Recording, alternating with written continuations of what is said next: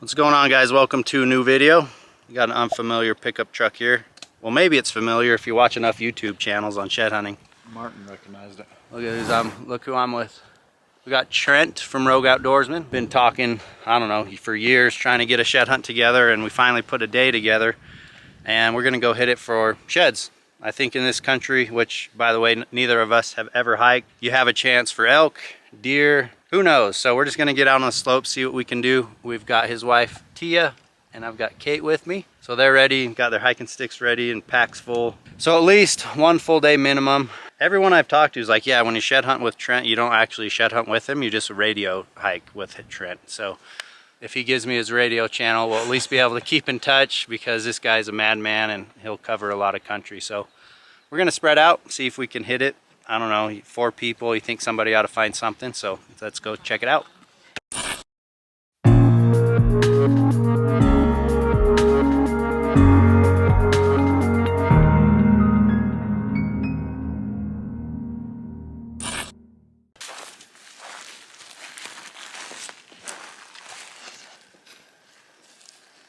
That's elk bed, Jade.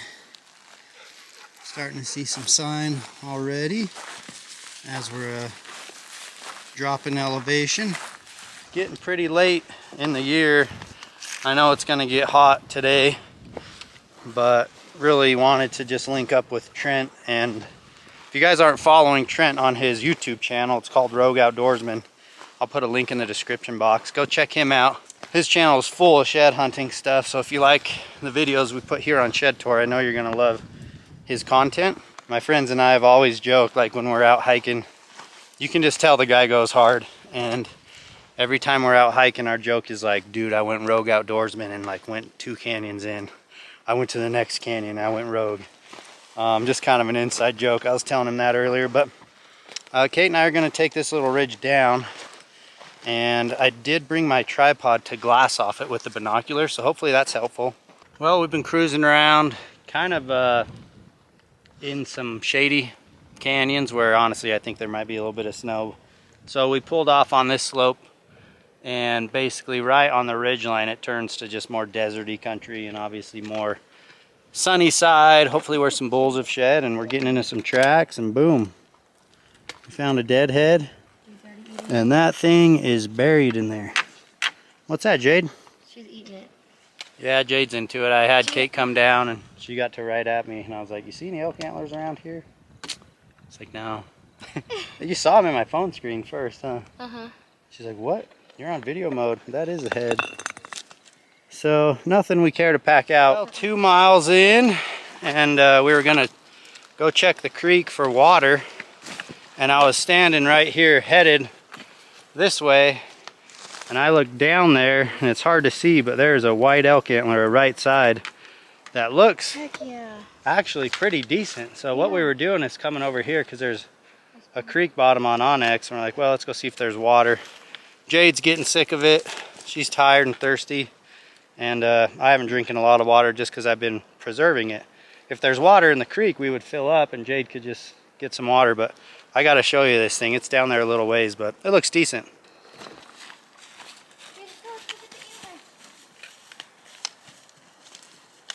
Right down there, about dead center.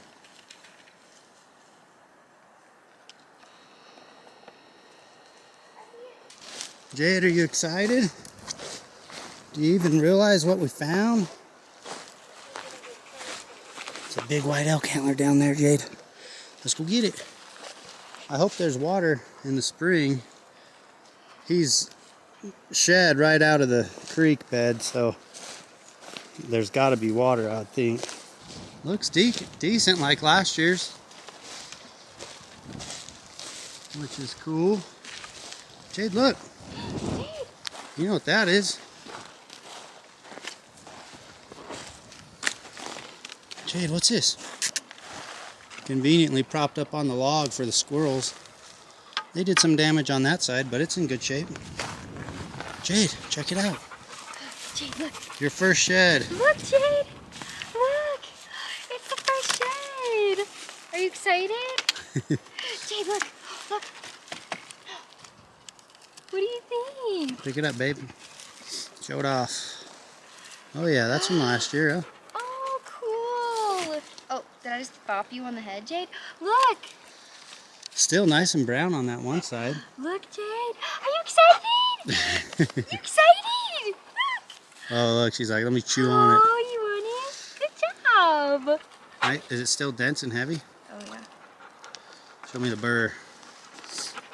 Oh yeah, nice little white burr.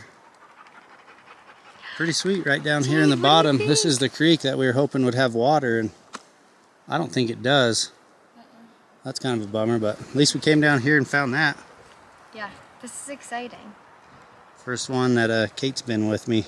Yeah, this is the first one I've ever picked up in the wild. So. First person to touch that, babe. I wanted to share this with you because I have no clue what to expect. Right before I left on this trip, Mountain Ops shipped me these little guys. This is a stick pack, on the go pack. It's an electrolyte drink mix. So you guys know they have the straight to mouth electrolytes like the Pixies. So these are actually meant to be added to water. A lot of people would add those to water. This is built to be added to water. So it's recharge, recover, replenish, and stamina. I don't have all the details right now, but what I am going to do is mix this flavor, which is a mango peach, with pineapple crush ignite, because I do want a little bit of a caffeine boost. We're going to mix those up in the Nalgene. Like I said, there's not water here at the spring, so I'm just going to go a little light for 2 packets of flavor, but it'll be full flavor. The ignite does have caffeine. The hydration stick, if I had to guess, does not, because this is just branded as an electrolyte drink. But again, I don't have all the stats. Curious just to taste this by itself though, real quick.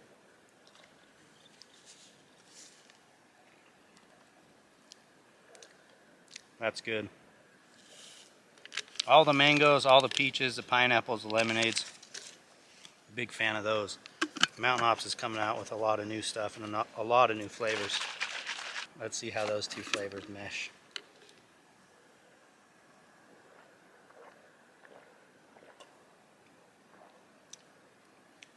That's full of flavor. Somehow I managed to get some pine needle in there. Add some pininess to the...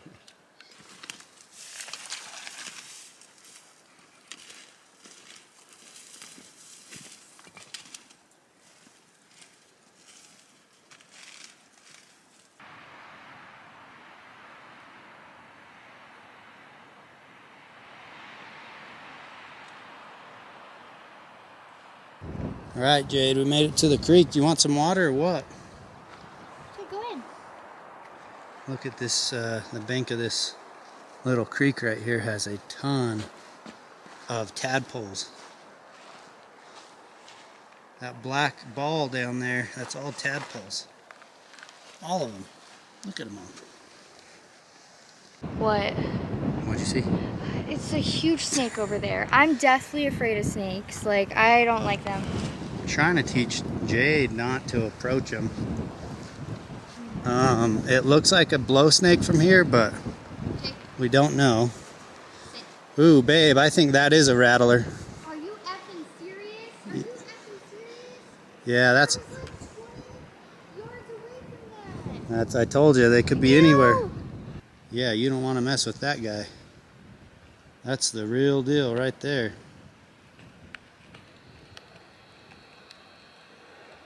We saw a blow snake or gopher snake earlier, but that's definitely the one you don't want to mess with right there. That's a big one too.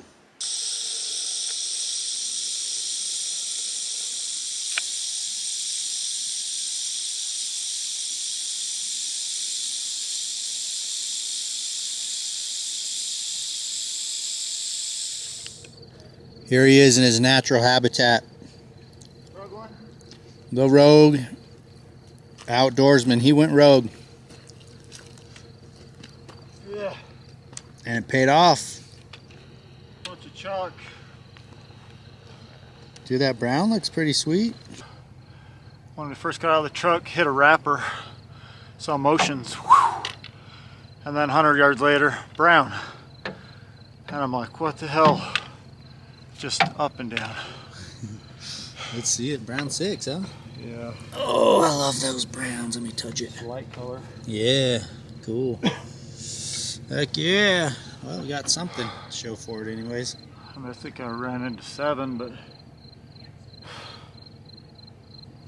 don't think it's worth it. What is up, everybody?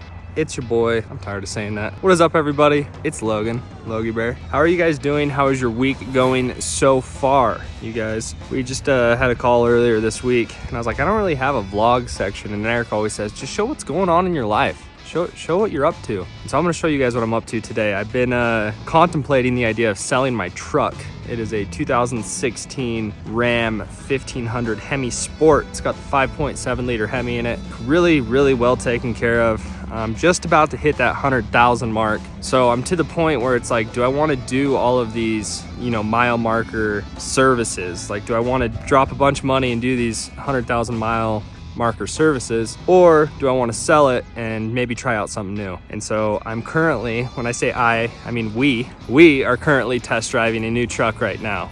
This truck is pretty controversial, I guess you could say. I'll give you a hint. It's a diesel. It's a pretty controversial truck in the diesel world of things, but I'll just go ahead and show you guys.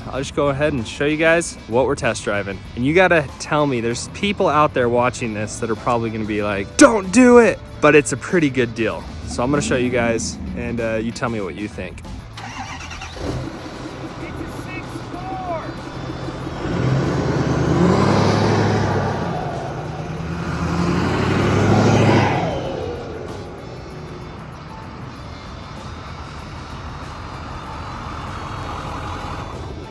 It's a 6.4 liter Powerstroke, only made for 2 years, and is there a reason why? Possibly. Let's take a look. 2008 Ford F-250 6.4 liter twin turbo V8 Powerstroke with a snug top shell. Got some Supermax tires on it right now with some, I've never even heard of those, XD-KMC rims. Rotors look with a full Icon suspension.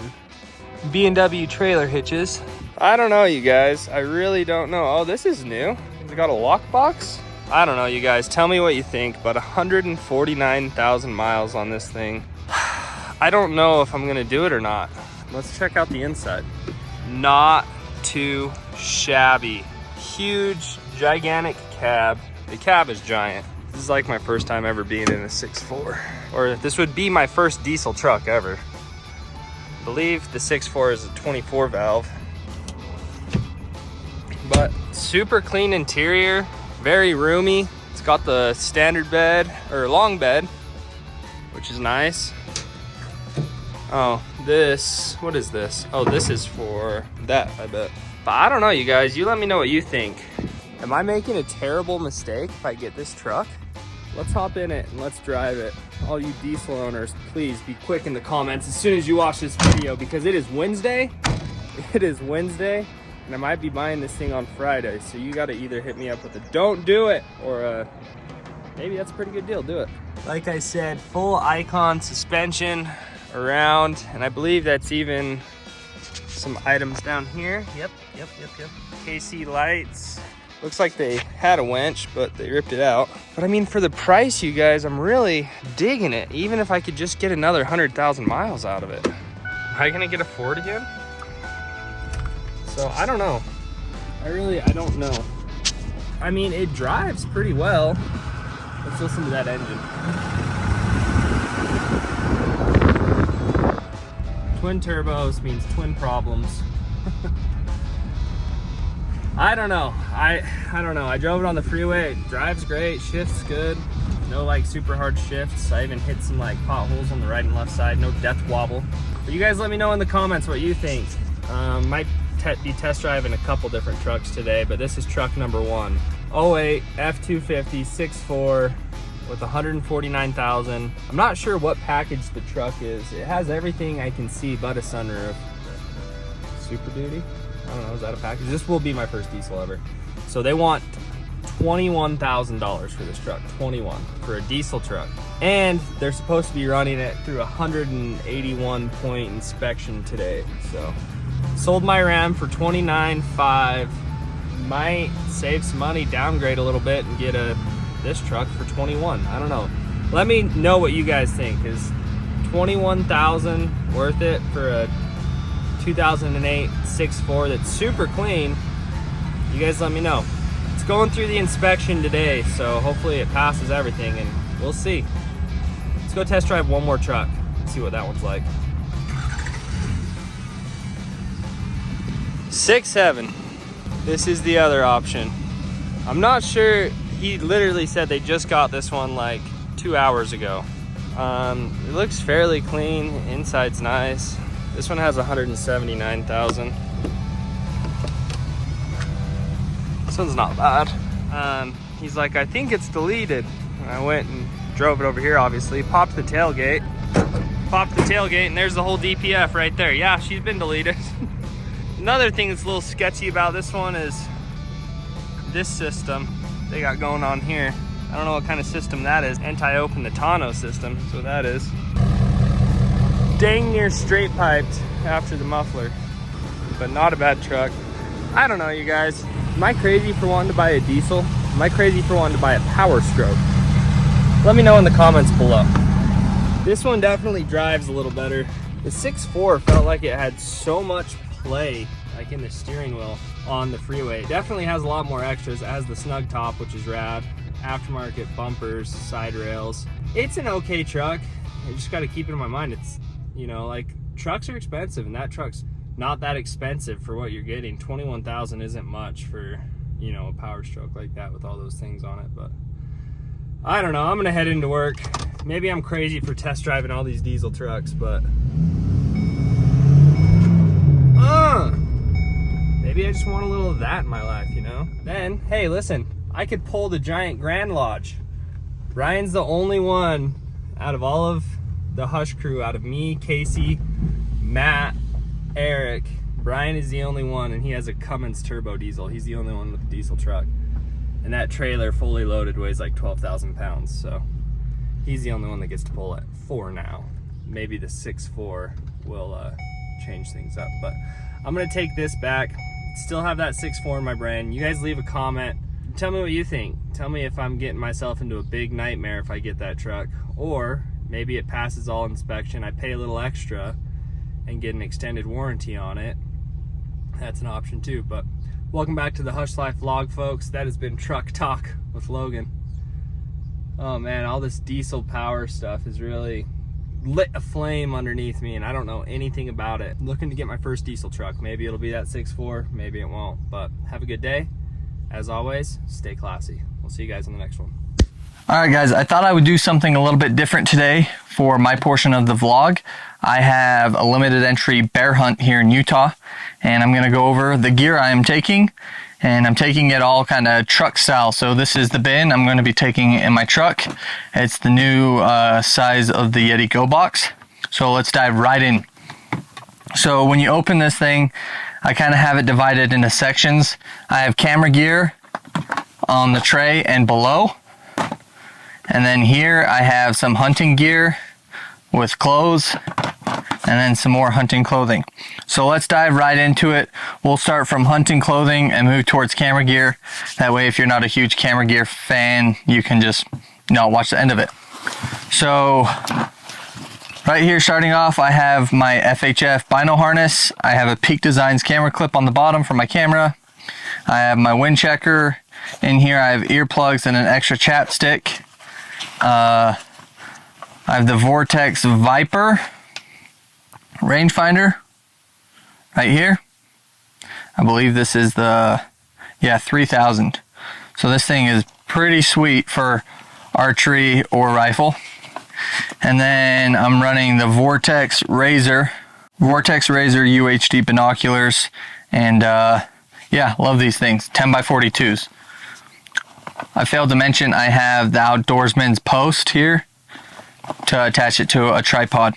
Talking about tripods, this is my spotting scope and tripod setup. This is a slick carbon fiber tripod. I've had this for about 5 or 6 seasons. Love this thing. Then I have the Outdoorsman's Jim White 2.0 pan head. This tripod and pan head setup is ultra light. I've had this pan head with a lot of really big spotting scopes, the biggest in the hunting industry, such as the Swarovski 95, and it handles it great. This is the Vortex Razor UHD spotting scope, the 85mm angled. And then I got the Ollin adapter here. So I have my phone case, I can just snap this on and get really good footage, perfectly vertical or horizontal, very quick. So that helps a lot when self-filming. So that's that setup. My binos can go right on that as well. Kind of set that to the side. Okay, next up, my favorite piece of First Lite gear ever. This is the Uncompadre 2.0 midweight puffy jacket. I basically wear this thing year round. Below that, I have the Wick hoodie. This is a lightweight merino. I wear this thing year round. Love this piece. Some First Lite midweight socks right here. Just some leather gloves. I'm a huge fan of leather gloves. Corrugate guide pants. These are not the non-foundry ones. I love the originals with no zippers on the sides. Very simple. Sliding this tray over. This is not my preferred rain jacket, but it's one that never leaves my backpack. It's the First Lite Storm Light rain jacket. I have the foundry rain jacket that I'm gonna have probably in the truck in case it's a stormy day. The Traverse Gator 2.0 by First Lite, just these little lightweight gators. You can't beat them. Mainly wearing these because I sprayed some tick repellent on them, and it's just kind of a layer to keep ticks from climbing inside my pants. Then just some boots. These are the Crispy Ativa mids with sheep feet inside there. Don't know if you can see that. Anyways, this is a killer little lightweight run and gun setup. Not really great for packing a lot of weight, but excellent for these warmer hunts that you're just doing a lot of day hikes. Okay, moving on to some camera gear without geeking out too much. Lens wipes. I always have some of these in my bino harness too, just Zeiss lens wipes. Extra batteries. I usually carry about 4 or 5 of these on me. One in my bino harness or my backpack at all times, like my belt pouch. Just an SD card wallet with a bunch of UHS 2 cards, if anybody cares. Those are the cards we run. GoPro batteries, lav mics. This is the DJI lav mic system. Phenomenal. More camera batteries. This is kind of a 2-in-1. This holds SD cards, so when I go backpacking, I just take this rig. Holds 2 cards, 2 batteries, and I can charge the batteries here too, or I can plug a phone charger into this and it becomes an external battery. So if I need to prioritize my mapping or my phone over my camera batteries, I can do that. And then just battery bank. This is an Anchor. No, this one's a Mophie. I have so many of these dang things. They all pretty solid, perform about the same. I totally skipped the hunting gear section over here, so let's run back to this side really quick. Got some First Lite fingerless gloves. I love wearing these under my leather gloves as a layering. Extra headlamp. I've been loving this Black Ovis headlamp. Had it for about 2 years now. Excellent headlamp, rechargeable, battery life's great. All-in phone case. This is kind of just like a little possibles pouch. I have 2 of these. This one, extra chapstick, sunscreen, some mountain ops, and then some of our Hush seasoning, like sample packs. I dump these into peak refuels, or if I kill a bear and want to cook something on the mountain, I have some really good seasoning. So that's kind of a little possible pouch. Allen wrenches for my bow, extra paracord, extra lighter, and then this pouch goes in my backpack at all times. I just have it out to show you this. I have some tenacious tape, patches any rain jacket, puffy jacket, air pad. It's kind of spendy, but it's legit. Some moleskin for blisters, extra chapstick. I love chapstick. Some aqua tabs for a backup to filtering water, a little pyro putty, some butterfly strips, more aqua tabs, extra batteries for my headlamp, and that's about it. An expandable towel, some blood clot, all that kind of stuff, or quick clot, all that kind of stuff in there. Now moving to the bottom tier of the camera section, I carry this 1-400 lens often, especially if I'm doing a lot of close hikes and glassing from the truck. This is just exceptional wildlife footage. I prefer this over a spotting scope. GoPro head mount. I'll be running a GoPro a lot, especially on a stock because I'm self-filming.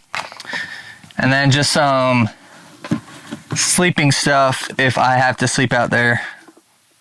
Just a little jet oil flash. Just a climate blow up pad. I have my sleeping bag in the truck. And then just another little camera bag. This also stays in my bag at all times. Lens wipes, lens brushes, lights, and some dead cats for my lav mics. So that's kind of something that I always carry. I'll put my lav mics and my camera batteries in here and just have this one accessories pouch. And then I'll have like a rain jacket for my camera. This is one that I clip to my bino harness. It just covers my camera when I'm not using it, and then if I want to use my camera and it's raining, I have this one. And then I'll just have like phone cords or like any other small pieces up in here. So the whole idea behind having this stuff in a bin versus a backpack is I can pick and choose what I take in and out of my backpack. So it's kind of nice that if I'm just going on a stalk, let's say I glass up air from the road, I can just take an extra camera battery, a headlamp, an extra headlamp, and my binos and go. Or if I want to build a backpacking setup, I can do that from here as well. So I kind of like having the option of glassing from the truck versus backpacking. Slide that over. Okay, backpack. This is the new Exo Mountain Gear K4 5000. Got a belt pouch on this side, water bottle pouch on this side. It's got an oversized lumbar pad. I got some mud on it from a hike I did earlier this week. Oversized lumbar pad, which I'm stoked about. It's just an all-around, more thought-out system than their previous ones. I'm super excited to get blood on this thing for the first time. So that's my pack, and it's basically empty right now. I have a rain fly for my pack in the bottom of it that never leaves my packs. But that's kind of where it's at right now until I decide to build it out in the field. And then my bow, if you guys watched last week's vlog, you saw the bow build on this, but it's just the Hoyt VTM 31. I've got the dialed Arxo sight. It's the Picatinny rail system. I've got the Hoyt one-piece quiver, Hoyt Pro Series stabilizer at the front, sidebar, kicker bar, go sticks, integrate Hoyt rest. Let's see what else. I got hockey tape here on the grip because I just paper tune better and shoot better with a skinnier grip. And then I'm running some VAP TKO 4mm arrows with Grim Reaper Mini Mag mechanical broadheads. I've had good luck with mechanicals in the past, and that's what I'm shooting this year. Wow, that was a lot of talking. I hope you guys enjoyed that little gear section. And just a reminder, we will be announcing the winner of our ultimate giveaway on or before May 31st. And stay tuned for that. See you guys.